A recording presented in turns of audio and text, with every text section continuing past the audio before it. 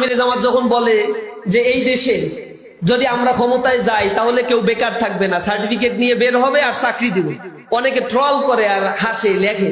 Economic সম্বন্ধে তাদের যদি ধারণা থাকে তাহলে তাদের জানা উচিত এই দেশের যুব শ্রেণীর মধ্যে কর্মক্ষম যুব শ্রেণীর পরিমাণ 2030 সাল পর্যন্ত 70% থাকবে।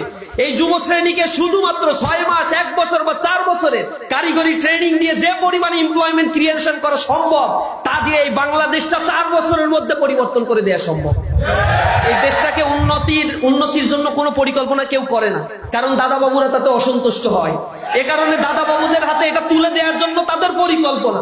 যারা ট্রল করে এই দেশের উন্নতির কথা বললে তাদের গাত্রদাহ শুরু হয়, তারা আমাদের উন্নতি সহ্য করতে পারে না। নতুন বাংলাদেশের পালস তারা বুঝতে পারছে না। তারা এখনো মনে করছে মেকানিজম করে মনে হয় ক্ষমতায় যাওয়া যায়। ডাকসু প্রমাণ করছে না ছাত্ররা মেকানিজম করে যাওয়া যায়, জাকসুতে যাওয়া যায়।